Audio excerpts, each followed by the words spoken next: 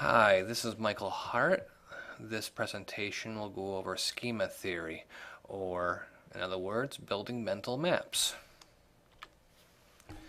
The past connects to the present. When we enter into a new learning situation or environment, we use a process of interaction between what we already know and what we want to learn. We are always using what we know to interpret what we don't know. We refer to past knowledge to help learn future knowledge. So think about any new situation that you went into and had no prior knowledge of it. It can be rather unnerving to enter a new situation like that and not have any prior experience with that. If we can't link new content to something we already know, learning is much more difficult. This becomes even more apparent with online learning. Remember, not all students have experience with online learning, and thus they're entering into a new learning situation with no experience to link it to. This is an example of attacking new knowledge without having the proper mental model or map. Read the following paragraph and try to understand it.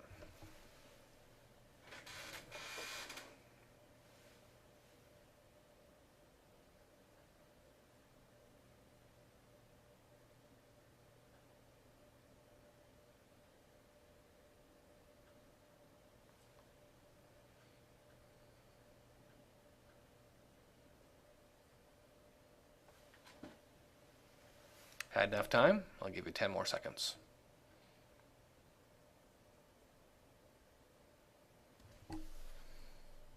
Okay, you should have had enough time to try to read at least half the paragraph. I'm going to move on now. So sit back for a second and try to explain to yourself what this paragraph was about. Does it make sense? When you read it, did it become clear to you what the author was trying to get across? When I first read it, I had no clue. A schema or mental map, even though you recognize every word in the paragraph that we just read, you probably don't understand it. This passage is used to demonstrate the power of schemas or mental maps. The name for the way we construct mental maps of information in long-term memory is a schema.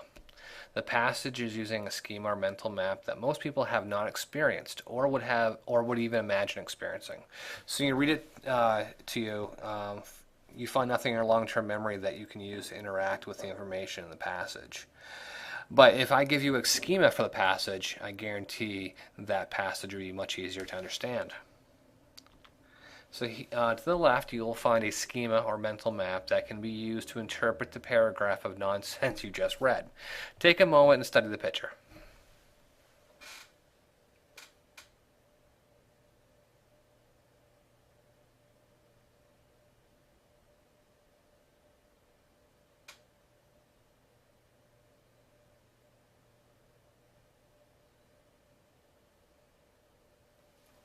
Okay, you've had a moment to study the picture. Let's move back to the paragraph and see if the paragraph makes more sense based upon what you know about this picture.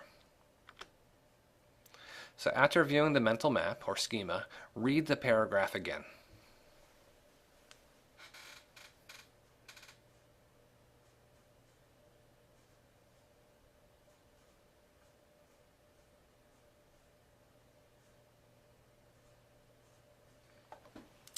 Okay, the text should make more sense now.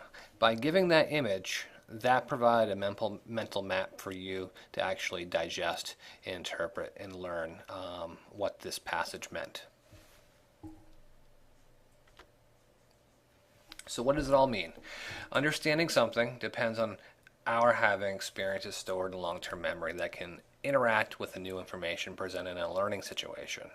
So linking our prior knowledge or our old knowledge to what we are about to learn is always the first type of thinking we use when acquiring new knowledge. And if we don't have prior knowledge of something, it makes it much harder to try to interpret and digest new material. So, how to build mental maps with online courses. First, label descriptive information with your learning content.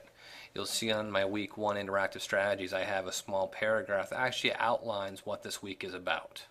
So it gives a student a mental map about what they're going to be doing. Use descriptive words to name learning objects. You'll see in my student lounge folder, I have it called Let's Support Each Other. Just using the word support tells a student that this is a place to receive help from each other.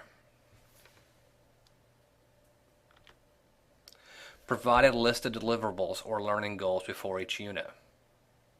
The learning goals you see below allow the student to preload the content and what they need to do to learn that content.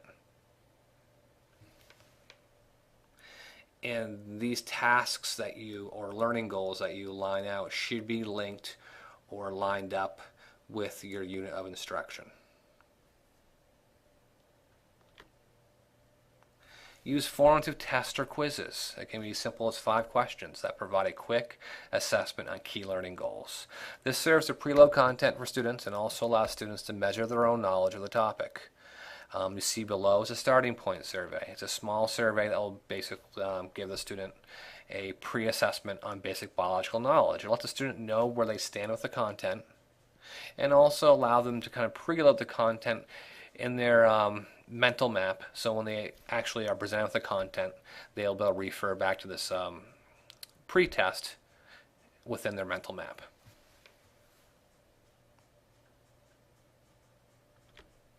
And finally, build a story or narrative with your learning content.